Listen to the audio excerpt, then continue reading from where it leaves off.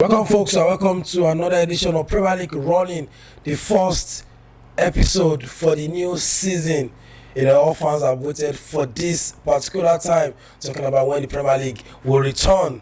We have witnessed the Copa America, we witnessed the Euros, we even witnessed the Olympics, but nothing can actually take the excitement of the Premier League. So we are gingered, we are ready to dissect everything that will go down this season. Remember, Master have won it 4 times in a row, so it's going to be a battle. We have new signings, we have new managers, we have new philosophy, new formation, and let's see if we are going to wrestle, or these clubs are going to wrestle the title of Man City. They've kept most of their key players. No Gundogan leaving this time around, no Mahrez leaving this time around. Let's see if they will retain and win it for the 5th time in a row. I have Computer with me in the studio. We're dissecting the running, what we expect this season, what we witness from the transfer window, what is going down when it comes to the end of the transfer. Remember, the transfer window ends August 31st.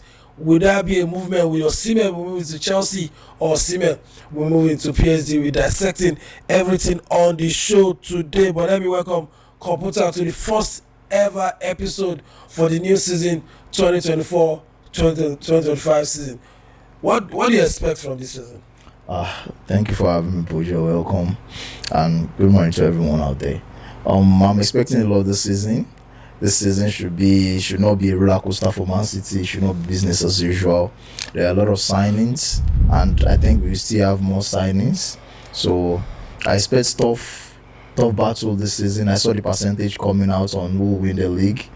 Liverpool changing their manager to Man City bringing in Savinho, Man U bringing in the lights, the player, the defender from Lille, and Man U also rehabilitating their stadium and all their this thing. I think Arsenal just did only 2 or 3 business in the transfer window, bringing in the man from Italy, and a lot of things have been going on in the Premier League, and I expect a very tough season. Ipswich coming in yesterday, I see them bringing in the guy from West Ham, Phillips, and a lot of business still going down in the Premier League.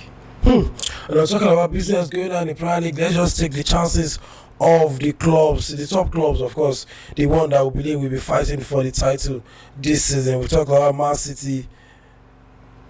We saw them in the competition against Man United. They didn't feel like they were ready for the league, but they won the Community Shield.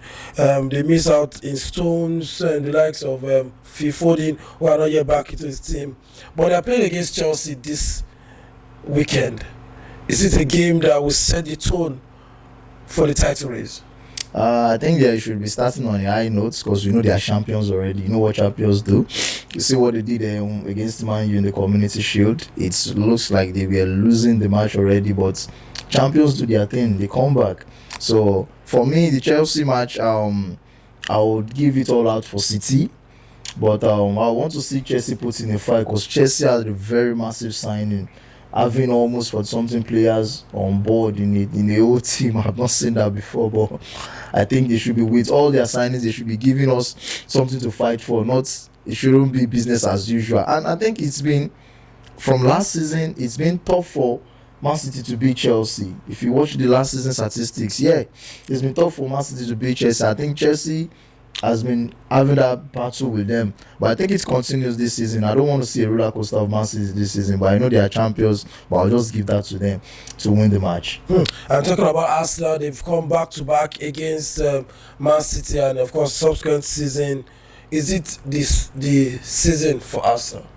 I think this is a season for Arsenal also, because we saw what they did last season, doing a very close title race with Man City. And I think Arsenal needs to tighten their belt and just go for the league. Arsenal has to crown all these efforts with something. I think the league, I don't want to go way above the Champions League, because that's too far. But I think the league, they just have to do something to clinch up the league. And I think the other team are not resting. They need to just put in that bite, and I hope they pick up the league this season. But no, it's a very tough call. The season is just starting. It's a very tough call. So let's just talk about the signing, per club. For Chelsea, they've signed, maybe a replacement for Thiago Silva. Talking about the Fulham guy, Tosin Adarabioyo. They've signed, Neto from Wolves, maybe to actually fortify, what is going on in front. Last season the pressure was on Palmer to score all the goals. Of course, Jackson was not coming forth in a way. Broja as well. So they've gotten, Neto as well. So it looks like they are doing business. They've gotten a goalkeeper as well to fight for shed from Sanchez and the likes of Philip Jorgensen. So, and look at Arsenal, just one signing in the Bonogla defender. Talking about Calafiori. You look at what Man City did, just bring one or two bodies. Liverpool have not signed anybody yet. But if you look at other clubs like Aston Villa, who have done a lot of business, they bought Onana. We have the West Ham. We have a new manager as well. Talking about Lopetegi. So it looks like this lot of signing coming on board. Which signing from all the signing that you believe that will give at least or will increase the chances of clubs in finishing in any position, even maybe winning the league or get into top 4? I think what clubs did this season was just focusing on the place they needed the most. That was what a lot of clubs did. Look at Man City, they brought in Savinho because they need somebody from that can bite in from that wing, and I think that boy has done a lot for himself at Girona.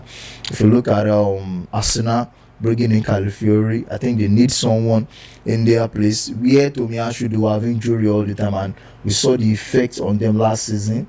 And I still keep telling them that in as much as Arsenal has that pace in Saka, that flexibility in Saka, they need to bring someone that can be like Saka. Because when we look at the season, Saka will be worn out. We need someone that can take that pace of Saka if they actually want to fight for the league. Now, if you look at other teams, people are focusing on where they actually really need. You see, West Ham bringing in Onana and the rest. So a lot of signings. And going back to Chelsea, I won't lie to you, that signing is a lot, and I don't know where Chelsea. I don't know how Goretzka is going to rotate the team, because I think in every position Chelsea has nothing less than 33 players that can fit in. So I don't know how they are going to rotate the team. How there is not going to be a collision of I'm not having a game time, I'm not this, I'm not that. So it will be a very, very, very tough job for the manager to rotate the team and probably pick his starting 11 and just focus on that starting 11. Then the rest will be just on the bench. So it's a lot for them. And if you look at Man United, they brought in lots of players as well. I think last season they conceded a lot of goals. Their goal difference was -1. Now they've gotten Mazarao, they've gotten the leads from Bayern. And of course, maybe when he comes back here, Euro from from Leo, and of course they have a striker as well. They bought a striker as well. So it looks like the Ten Hag is feeling the vacuum, and they have like 2 new assistant managers to assist them. Ten Hag this season. Yeah, I think Manchester United also focused on what they needed. I think last season everybody was on Onana, and we failed to realize that there is a defensive leakage in Manchester United, and I think Ten Hag has actually worked on that, bringing in like 3 defenders in the window transfer, and their scoring ability also has reduced. He brought in only 1 striker. So I think people are actually the clubs in total are actually focusing on the places they need. So Man U has done a very good business, and I think for this season they should be challenging for the title. But challenging is not something easy, so you have to be the best, you have to be 100%, and everything has to put that work before you can say you can challenge for the title. And moving away from that, I was talking about the effect of the new managers. Is it going to be a manager bounce? Chelsea with a new manager, Enzo Maresca. We have Liverpool for slots. Are they going to be a key part of how and where they finish this season? Managers are very key in matches. You see, the thing is, Pep has gotten the Premier League mentality already. Arteta has gotten the Premier League mentality already. Ten Hag has gotten the Premier League mentality already. Now the likes of the Slots and Maresca, they have to bring in the Premier League mentality because they know they have to fight tooth to tooth with Pep. Our club did it for like 2 seasons. Pep collected the league from him with just maybe 1 or 2 points it or goal difference. So they have to come with their A game when you are coming ahead with Pep. I posted one day like Pep has turned the Premier League into a slave merchandise where he thinks he owns everything. So they have to fight tooth to tooth with them. Yeah, they have to bring their 100% A game and just work on the board. Just Pep is always on his 100% every day. And let's just leave them the Premier League and just take a look at what went down. Of course, the effects of this player, at Real Madrid. Kylian Mbappe debuted for them, in the Super Cup, scored a goal, and looks like he has already settled, with the new guys, the likes of Vinicius, Rodrigo, Bellingham, Valverde. It looks like they've been playing together for so long. Is it going to be a very key part on if they are going to retain both the Champions League as well as the league title? I think Madrid at this point is a cheat team. They are not supposed to be playing in any league. They have one of the most dangerous trio in world football currently, in the likes of Vinicius, Mbappe, and Rodrigo. And this season, I don't think there is any team except from Man City. Currently, I don't think there is any team in the world that can compete with that team. Probably a team that can compete is probably the likes of the Mourinho team that can defend all on and just get one go and defend all their lives.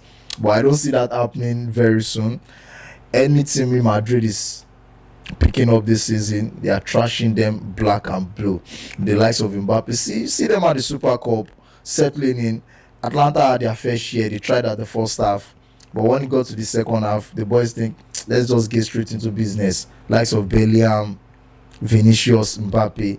I think that's a football disaster for me. Anybody coming in for Real Madrid this season should expect disaster. And to just have a zero mind that is losing the game, because I don't think any team is going ahead of them.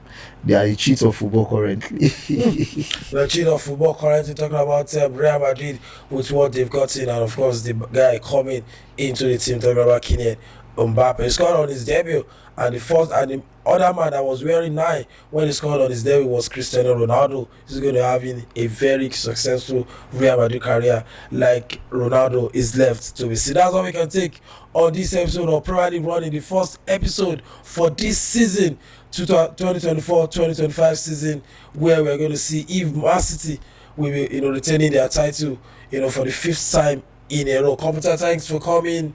And before we leave, just maybe overview, is Man City going to retain, or we're going to have a change of I don't actually want Man City to retain the title. 5th in a row would be a very long way. I know a lot of Man City, a lot of Man United fans don't actually want him to win the 4th one, but here he is. He has won the 4th one, and the 5th one is still here open for him to win. But I think other teams will also buckle up and probably just snatch it away from him, probably in the 90 minutes. But he's still open up to Man City. He's still having the biggest percentage in winning the Premier League. And that's all we can take on this episode of Premier League Running. Follow us across our super proud of very straightforward at Puja Media, and of course on YouTube, Puja Dissect. Subscribe, turn on your notification button, and get our videos as they drop. Till we come your way again. Bye for now.